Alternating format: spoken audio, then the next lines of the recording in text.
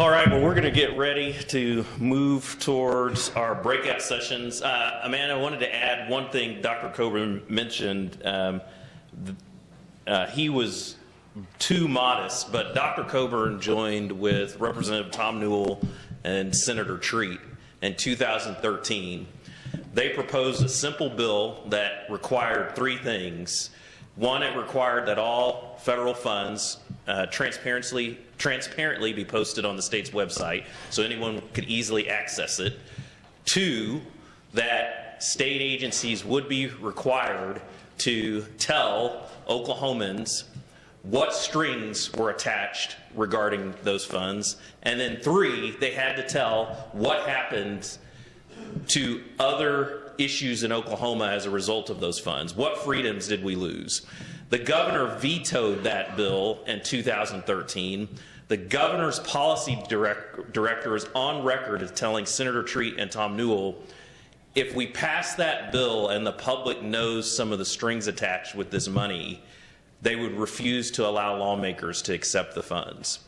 If that bill had passed, it would have exposed the fraud going on at the health department 5 years before it reached the pinnacle point where you as taxpayers have had to bail out the health department and the healthcare authority to the tune of $172 million over the last 6 months, all because of the governor's refusal to allow federal funds to be held accountable in Oklahoma. So that's one thing that I would say. I appreciate Dr. Coburn pointing out that we need to force that bill to pass this year. And even if the governor doesn't want it, the governor's disapproval rating is as high as Dr. Coburn's approval rating. So I think 75% of the legislature would be glad to let you Oklahomans know what they're spending money on and what your dollars are being spent on.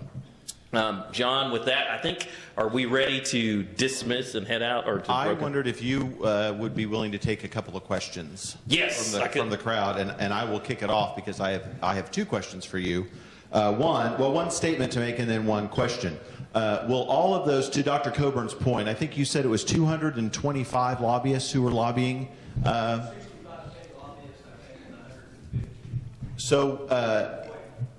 If you were lobbying for the taxpayer, would you please stand up? Will you please raise your hand? Every single one of you needs to be raising your hand right now because we are the ones who are lobbying for the taxpayer. Every time you click those emails, every time you read those emails from AFP, from OCPA, every time you call your legislator, you are lobbying on behalf of the taxpayer. That is why the organizations like AFP, organizations like Tulsa 912, groups like OCPA are so important because we are the ones who are actually lobbying on behalf of taxpayers versus lobbying on behalf of the bureaucrats. And I'm so glad that Dr. Coburn made that point because it's a very important point that we're dealing with. But my question for you, Jonathan, is if you can talk about, you guys have put a plan forward, a plan that can pass. You've put that forward that talks specifically about a teacher pay raise and how we address that issue. Can you talk about how that works, what that is in your mind, and how that process goes? Yes, thanks, John. So I want to set the record straight on two things. OCPA has, and I'm glad you mentioned both plans. So first of all, don't underestimate what John and Dr. Coburn just encourage you to do. I'm not going to tell you the senator's name to protect his identity, but the senator told me that he received approximately 100 emails from union representatives on an issue. He received 2 emails from primary voters in his district, and he determined his vote based on the 2 emails that he got from the primary voters in his district. So that moment that you think and you see you see the skies falling rhetoric in the Tulsa World or the Oklahoman, the PR apparatuses for Step Up. When you see that skies falling rhetoric, don't let that discourage you. Reach out to lawmakers because they're looking to hear from their constituents. Okay, so first plan. So the best plan in the world, particularly since we now know that there is no shortfall, there were several things that Dr. Coburn outlined. So for one, I don't know about you. You guys don't have a registered lobbyist at the Capitol. 42 lobbyists have continued to force you to subsidize the production of wind to the tune of $60 million a year. We merely suggest that that $60 million should be taken back for you as taxpayers, and you shift that to teachers. That dollar amount alone would give a nearly $1,200, or I'm going to get to $5,000. Just watch over here just the next couple of minutes. So repeal wind subsidies. The second thing, as Dr. Kober mentioned, is if we would merely pass what crazy right-wing wacko conservative states like Illinois and Pennsylvania passed. Even in Illinois and Pennsylvania, they merely believe this crazy idea that only people who are eligible for Medicaid should get Medicaid. If we pass that reform in Oklahoma, that would save $80 million. Those are two bills right there that save $140 million. We also strongly suggest, and Dr. Coburn mentioned this in his op-ed, it is idiotic that the legislature is going to prevent the people of Oklahoma from allowing you to redirect all future funds to the Tobacco Settlement Endowment. They're sitting on a $1.1 billion endowment, and they're subsidizing things like sending 14-year-olds to smoke-free bars. If the legislature doesn't act and allow you to act in about the next 90 days, another $57 million is going to be devoted from core services to a corpus controlled by unelected bureaucrats in a trust. That shouldn't happen. That's another $60 million. So right there, we're already at $200 million. The next item that should happen, regardless of your opinion about smoking or cigarettes in the state of Oklahoma, we've decided that we're going to charge extra taxes on cigarettes. It is unfair and unjust for you as taxpayers in Oklahoma to subsidize the sale of cigarettes by tribal entities. Did you know that you're required to rebate to tribes in Oklahoma 50 cents on the dollar for every single amount of cigarette taxes that they pay? That amounts to $60 million a year. That right there, that $260 million is more than enough than the $246 million total that's needed to give every teacher a $5,000 pay raise. So I would suggest those plans first. There's also an incredible idea that's being pushed by Representative Gann and several of his colleagues. There's another unelected it's actually $2.4 billion endowment. It's called the CLO, Commissioners of the Land Office. That generates nearly $100 million a year on average.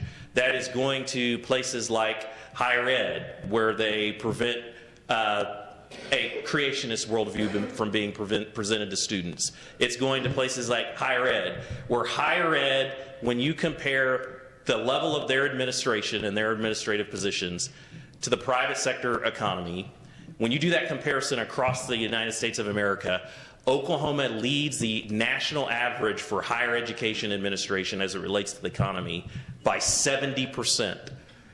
Just cutting the administrative waste in higher ed that equals almost $340 million a year would save taxpayers $34 million. So there's more than enough money that can be saved to take care of teachers' pay raises. And we haven't done any oversight yet. Just those simple, easy ideas right there. You know, a lawmaker asked me a question about TSET, and he said, well, that sounds really hard to do. And I mentioned to him, it's fascinating to me. Did you know that people are motivated to do what they're interested in doing? If the legislature would take all of its ingenuity, and if the governor would take all of her ingenuity that she's used for the last 8 years trying to take more money from you, and just apply that for 4 months to right-sizing state government, we'd have surpluses, and you'd be able to give the $7,000 raise that Dr. Coburn talked about. OCPA has said that we are tired of you as taxpayers, low-income, middle-income, working Oklahoma families, small businesses, and the most vulnerable, and especially teachers being used as pawns by special interests. That's what happened with the tax measures that you saw that were pushed at the Capitol, where the sky is falling rhetoric was used from liberal papers like The Economist that literally lied about the condition of finances in Oklahoma. So we said, if they and the executive branch are hell-bent on raising someone's taxes, then they should raise theirs. They've said that they're willing to raise the gross production tax. Raising the gross production tax to 5% has very minimal effect on you as individual Oklahomans, but it generates $200 million a year. And between the health industry and tobacco companies, they've agreed that 75-cent increase on cigarettes is fine. I would say that that's not even necessary, especially now that we know literally the General Revenue Fund is projected to have grown $1.2 billion since its level in 2017. So the fact that we're even having to entertain the conversation about tax increases is ridiculous. But we have said, if lawmakers are going to continue to hold you hostage, and if there's this fever pitch to vote for a tax increase at the Capitol right now, it's insane. I mean, that's the mark of whether or not you show care or concern. So what we've said, okay, so if that's true, then raise your own. If you feel like you got to raise somebody's taxes, raise your own and leave the rest of us alone because it isn't necessary, because there's more than $100 million surplus. I'm happy to take any questions about that. Yes, sir. Yes.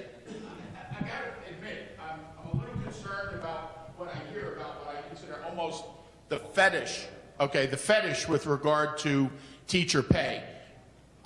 To me, what we're doing is funding a group of people who are teaching our children a worldview that is so fundamentally inconsistent with what it means to be a good American that I wonder why we're doing that. Now, maybe this is covered by your accountability, okay? I mean, maybe accountability is actually looking at curriculum, but I think funding public teachers is the wrong focus on the future education of our children. So I think that, so you're bringing up a great point, but the reality is right now that the governor and special interests, they're using the plight of good teachers against all the rest of us. So I agree with you. We shouldn't just pass a teacher pay raise for good teachers. We should empower families and parents so that they can send their children to the schools that best meet their needs. That's what other Republican legislatures are doing. But the number one problem, and Dr. Kober mentioned this, I would disagree a little bit. Teachers aren't the reason that anti-American thought and anti-Christian thought is being taught in schools. It's because of it's the federal bureaucracy and the receipt of federal funds, and because of the bureaucracy that's located in Oklahoma City. That's why OCPA is proposing, and you should ask, Jason Nelson will be here later in the day. You know what we want? We want real competition. Get rid of the State Department of Ed in Oklahoma City, except for giving the per pupil funding. Let every single school district and their school board decide what they're going to teach, and then empower parents and families and students to choose. That way, then, if there's some leftist ideology that's undermining families and the role of parents and our Judeo-Christian faith, then those families are empowered to make consumer choices and go somewhere else. I guarantee if you empowered that entity and that ability, those things would stop. Jenny, I see your hand back there. Hi, Justin. Just a quick kind of follow-up on what he's saying. I think the concern that I have in the left, and what I'm going to say is very important because it's just been said that.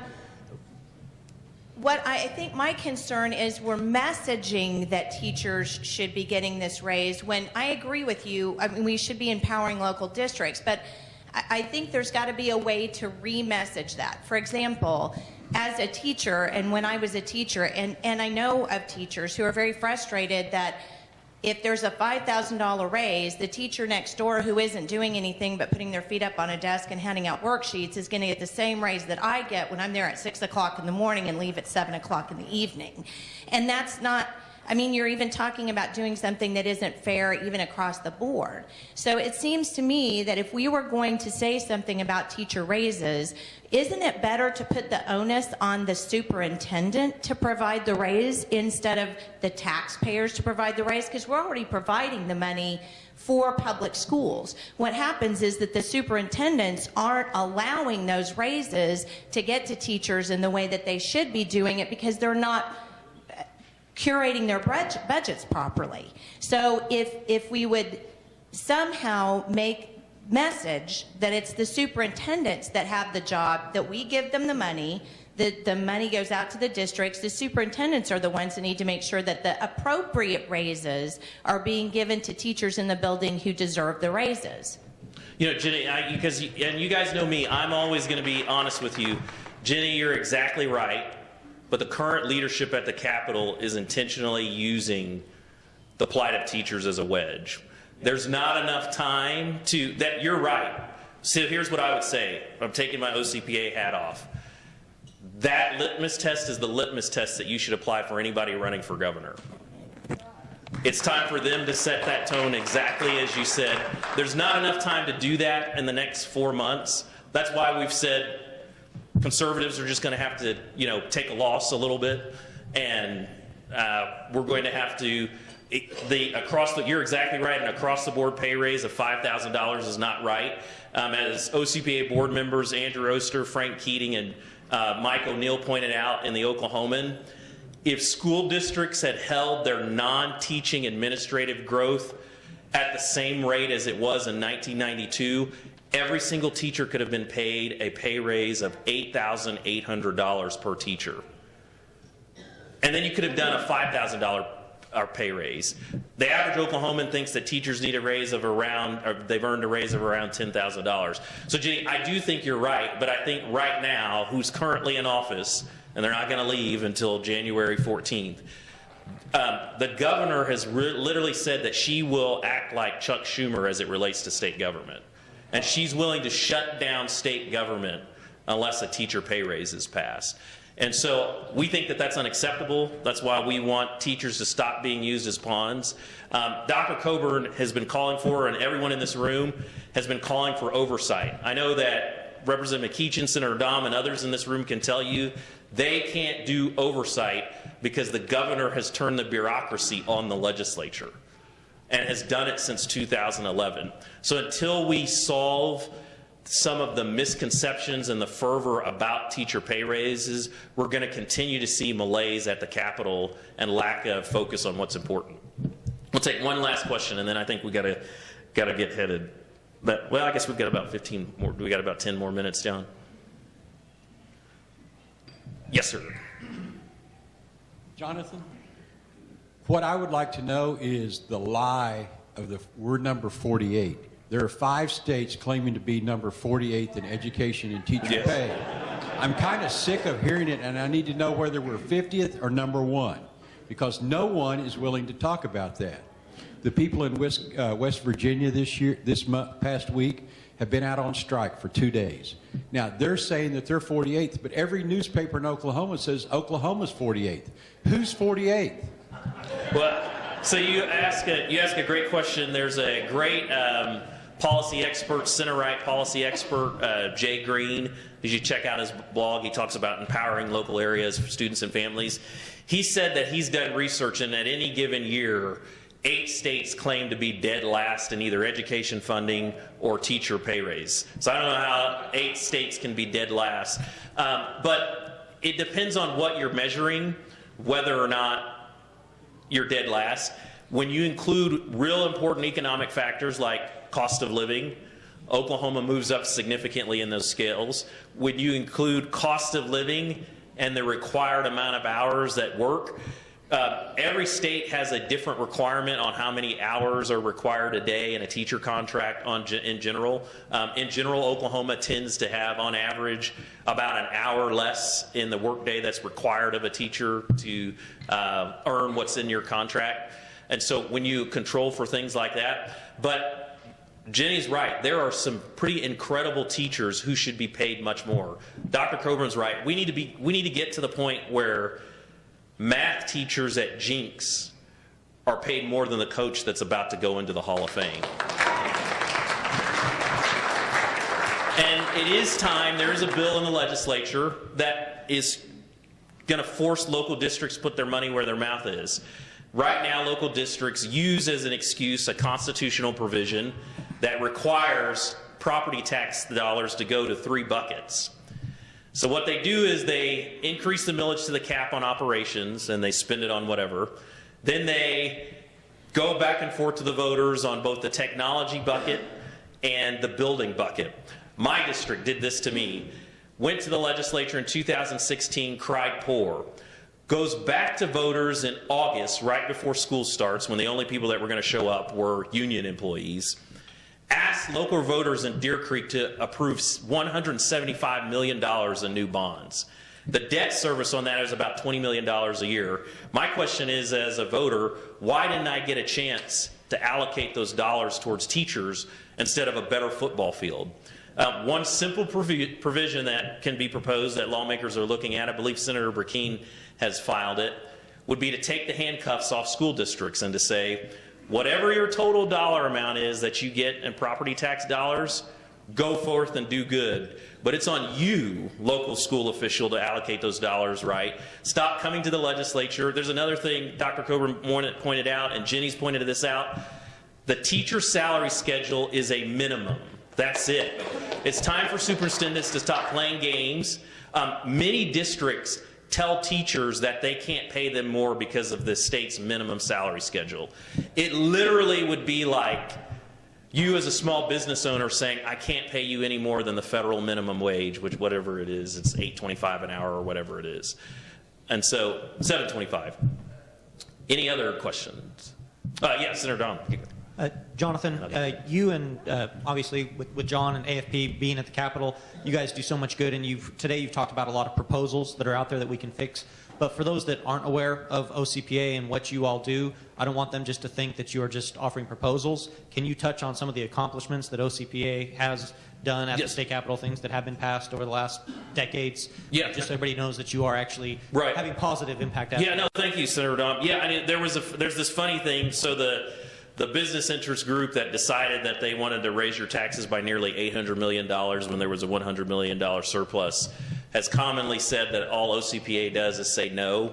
That's a lie. OCPA says yes to the principles of free markets, limited government, and individual initiative. We say yes to the notion that you know better how to deal with your money than a bureaucrat does in either Oklahoma City or D.C.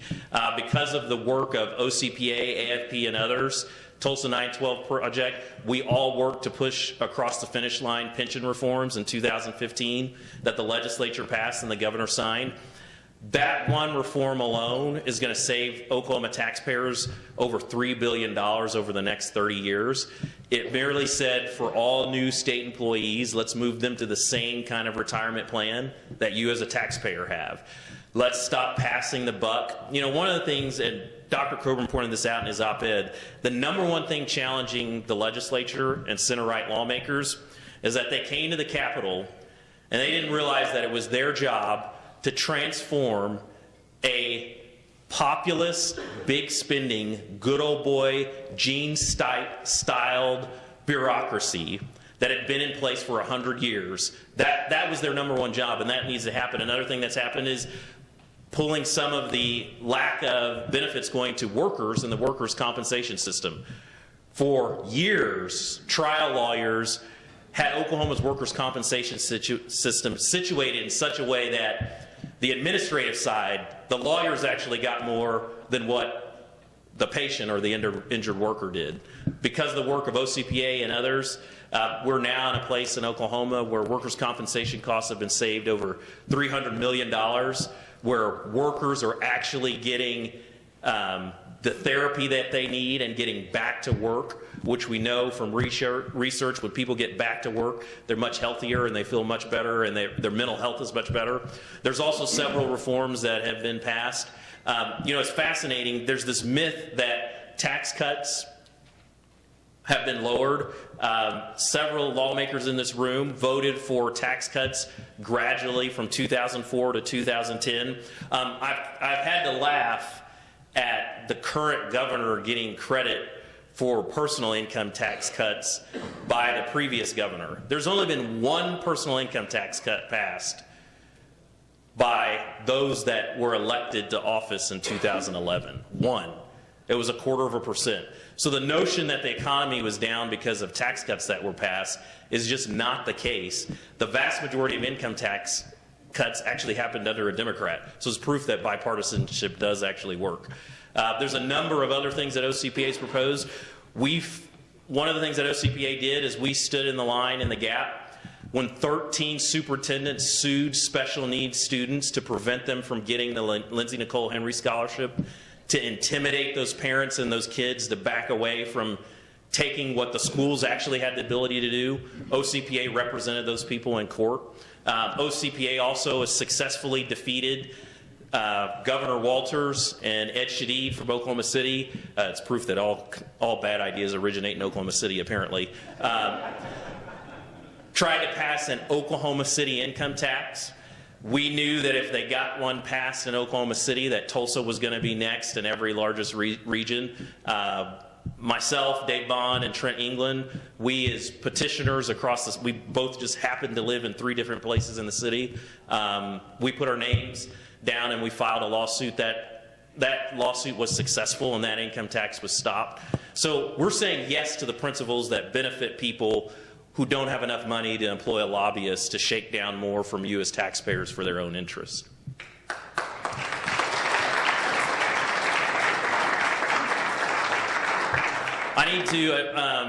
John did not pay me to say this. AFP and Tulsa 912 were really the start of challenging this idiotic notion that you needed $800 million in tax increases in order to feel better about yourself. I know that John and his organization received immense pressure.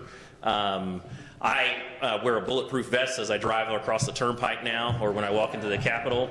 I'm pretty sure that I have one of those fleet tracking GPS devices on my car. I've heard that board members of OCPA are resigning because of the stances we've taken. No board member has resigned. And I assure you that whether it's John's organization, Tulsa 912, or mine, we're going to fight for free markets, limited government, and individual initiative. And if you try to bully us, we're going to fight even harder, because that lets us know that we've touched a point with you. I'll recognize one of our board members, Molly Warenberg. She came all the way from Oklahoma City, the origination of all bad ideas. Thank her for driving this morning. And then I'll take one last question, and then we need to go. We need to stay on time. Yes, sir. You had your hand. Where in the legislature is the Brasheens bill on TSET, which would allow the voters to decide if we should reappropriate the Tobacco Settlement Endowment Trust and actually send that money towards health care? Future funds. So I believe that his bill has been assigned to one of the health committees, and I think there's still 2 weeks for that bill to be heard. I would encourage you to email your lawmaker and tell them it's time to redirect that money to much better uses. Here's what's fascinating. Brackeen's bill merely just says, okay, let them ride off into the sunset and continue to waste money, the $1.1 billion in the interest they have. Let's just at least do the right thing for the future, which would bring over $57 million into state coffers, additional that could be placed somewhere else.